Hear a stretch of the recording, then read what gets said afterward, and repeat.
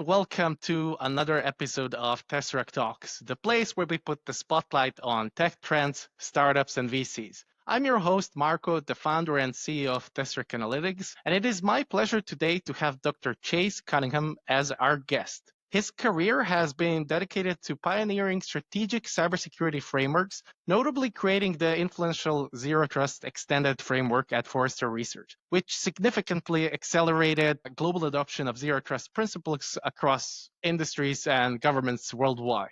Chase, welcome. How are you? Thanks for bringing me on, and thanks for mentioning the framework, because a lot of people let that slide by, and it's kind of like, yeah, that was a thing, and I did kind of create it. So. I mean, I know you as Dr. Zero Trust, so I think everyone, those that are not familiar yet, should know about it. So yeah, I've been a big fan and following for the last couple of years. So before we dig into the questions and the RSA review, can you tell the audience a bit more about your career background, how and when it all started, and then take us chronologically through your journey until today? Yeah, sure. So I was a retired Navy chief. I was a cryptologist for my whole career. Then I wound up working at NSA for a bit as a contractor, NSA civilian type thing. Then after that, I was over at Forrester Research, which was like where you mentioned I put the ZTX framework out into the market and kind of got that formalized. And since then, I've been contracting and working in a bunch of different roles as far as wherever I felt I could help. I've managed to publish 9 books, working on number 10 now, and I've got 7 patents, 4 kids, 5 dogs, and 2 cats. Wow. I mean, 4 kids, that alone is achievement, and then the books and everything. And wait, did you say 5 dogs? Well, amazing careers so far. You've been looking continuously at cybersecurity trends for years. Considering recent technological developments, what are the current biggest cyber threats for 2025 from your perspective? And how do you recommend companies could better prepare for it? I think for me, like the Verizon DBIR is like a biblical reference. Like I wait for it every year. That and the Mandy and M trends, I think, are the 2 reports people should base their kind of overall thinking about. And if you look at that, the majority of compromises that we still see and the most effective ones are still bad passwords, people clicking phishing links, and lateral movement after compromise. I mean, I think the thing is to move towards some of these newer solutions that can help lift a lot of the weight you have from being a security solution. Like your users shouldn't be miserable for using these types of offerings. But the truth of the matter is the same old stuff, here we are in 2025, still is as effective as it was in 1995. So, you've got to choose to be better. I think that there's a lot of value in biometrics. I'm a big fan of browser isolation, a big fan of microsegmentation, ZTNA, those types of things. So, if you're looking for a place to move to, I think that there's plenty of valid solutions on the market that are available. RSA was a good time to see a lot of those. I saw, and I spent hours on the floor walking around, observing and talking to people. That's exactly what I wanted to ask now. So last week we had arguably the biggest annual event in cybersecurity, RSA. You were, of course, there. So please give us your review. What was the overall theme? What are some of the pros and cons of attending? And if you saw some interesting new tech or vendors that caught your eye? I think just from the first thing that always stands out to me is the shenanigans level. And I think we've hit peak stupid there. I mean, we've gone back to where it was kind of crazy. Like I was walking through the floor and I saw some dude who I'm guessing was a C-level executive literally jumping over like remote controlled obstacles while people were throwing t-shirts at him. I'm going like, what the hell? There was goats on the floor, which I will give it out to Kiteworks. I actually have a lot of respect for them because they called themselves the goat and then they had goats. So well done. But other than that, like the marketing shenanigans is just so excessive that it's almost comical, but it is depressing. Like the professional side of cyber is pretty much done. I think we're just a game show for show floor. Solutions wise, everybody had AI everywhere on everything. I don't know that I had anyone, because I asked everyone, they said we use AI. I was like, cool, tell me about your AI. No one could actually run me through what that meant. And it's more like a buzzword. Yeah. I guess a feeling today, if you want to be relevant, you just have to add AI. Yeah. And it was like, okay, well, a few conversations where I I would get somebody to agree, like, okay, what you're doing is not AI, it's machine learning. And then my question would be, okay, well, let's explore how that machine learning works. And no one knew that. So we're seeing a lot of the cursory kind of top level things at a show floor, which is fine. It is what it is.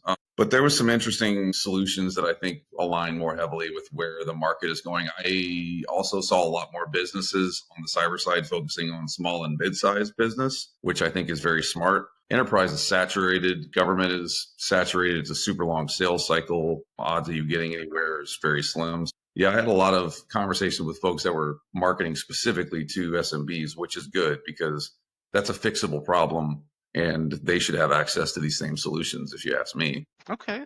So that's your It's my recommendation overall view. also, I guess, for the new vendors, maybe to focus more on the SMBs rather than going into the overly saturated. I would say it depends on what your solution does, right? So, like, if you're a solution that comes in and is very well aligned to solve an enterprise problem, like big time SaaS or cloud or hundreds of thousands of endpoints or something like that, then obviously you're an enterprise play. Don't try and shove your enterprise play to an SMB. And then the other side of it is if you're an SMB capable offering, like be okay with being an SMB capable offering. Don't try and punch above your weight class in the enterprise because you're going to lose. And even if you win one here and there, like you're competing in a space that is exceptionally saturated. The odds of you growing in that, especially since you got investors that are beating down your door with the rule of 40 growth side, it just is a really difficult thing to do. I know you're currently involved in multiple different positions, advisory boards, and so on. One of your positions is regarding testing demo products and solutions. Maybe you can touch upon that and see or explain how can people use that solution. Yeah, so we built a product called Demo Force. It's Demo-Force. And basically what we let vendors do is they can put their software on our machines. All their knowledge base goes there, all their social. It's a curated event and it lets people really try your software. It's not some Bobo PowerPoint with a bunch of clicky lights and whatever else. Like, it is your software. And for the prospects, the great thing is I can test drive the actual software. I don't have to go through scheduling with a salesperson and 4 other calls and blah. I want it, I click it, I try it, and if I like it, I can buy it.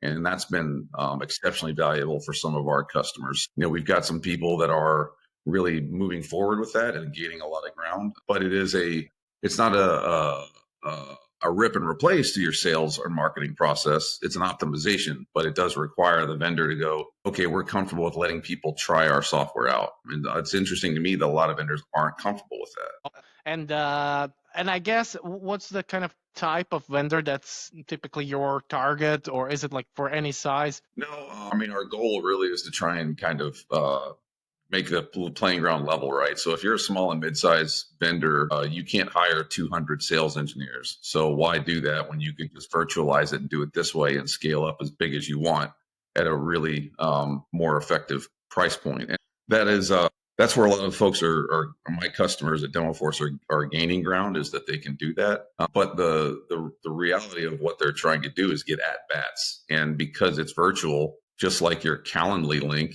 you can put a DemoForce link anywhere you want and let people try your software. But like I said earlier, you've got to have enough faith in your software that you'll let people actually try it. I'm sure there will be people listening to this that will want to try out DemoForce. So I guess they can go either to your website. Is it like demoforce.com or reach out to me directly and I'll connect you up. Or on LinkedIn and connect with you? Okay, yeah. Great.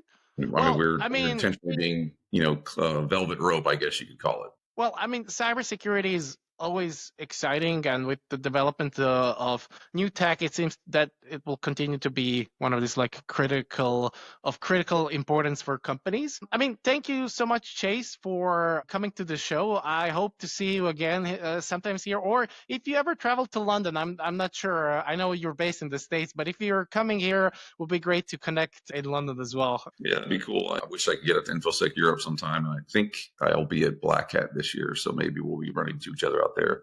Okay, great, for sure. Well, thank you then, and wishing everyone watching all the best until the next episode. Thank you.